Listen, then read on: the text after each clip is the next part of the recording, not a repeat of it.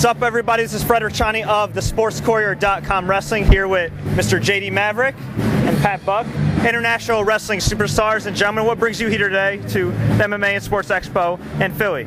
Well, we were here because PB and myself have been collectively for the last about 2 years the hottest tag team in professional wrestling today. It doesn't matter where we may have not appeared.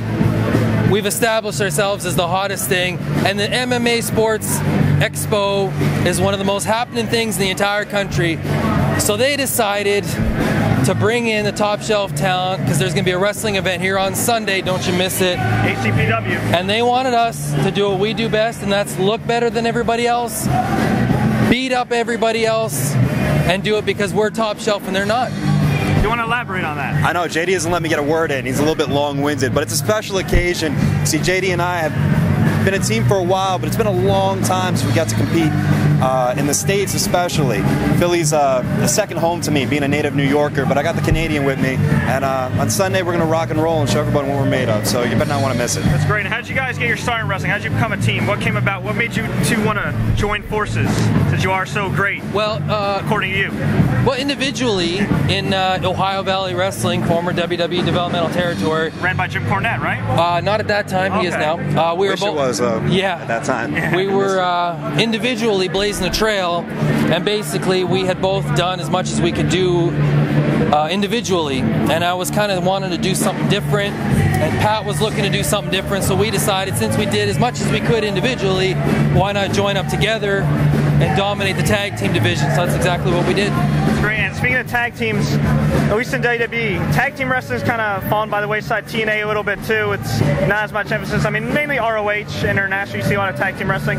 What's your thoughts on the states of United States tag team wrestling right now? And do you feel like it needs to be emphasized more? It depends on where you go. I mean, some places, I'd say Ring of Honor has the strongest tag team divisions with the Kings of Wrestling and the All Night Express and Shelton Benjamin, Charlie Haas, and we'd love to interact with that. As far as the main promotions like TNA and WWE, they don't really focus too much on tag team wrestling. It's a shame. But as far as me and JD are concerned, we kind of fit in anywhere we go. So we're just looking for the best competition, and we know we can bring our game to the table, and I know he can too. So. Yeah. Who had the sunglasses and sideburns first, you or John Morrison? Well, believe it or not, I did. But unfortunately, when you're on national television, sometimes you get credit for doing something first. But, you know, I still look better doing it, so it don't matter. You got a nicer stage. You got the show off the guns a little bit. Yeah, the Morrison can't match me in that department. Yeah, definitely not Morrison. Definitely not. And where can your fans find you online? Oh, all over. Twitter me, Buckamania. Anywhere else, we got stuff all over the place. And as far as you. Yeah, you can follow me, Real JD Maverick on Twitter, Facebook, Official JD Maverick. You can look up Pat and myself individually or collectively on YouTube. Search us under our names, Pat Buck, JD Maverick. You'll find a load of stuff. Buy merchandise at TopShelfTalent.com. And make sure you come by this weekend and get a limited edition TST pick. The top sports site with Top Shelf. Thank you, guys. Thank you. Richani, SportsCourier.com.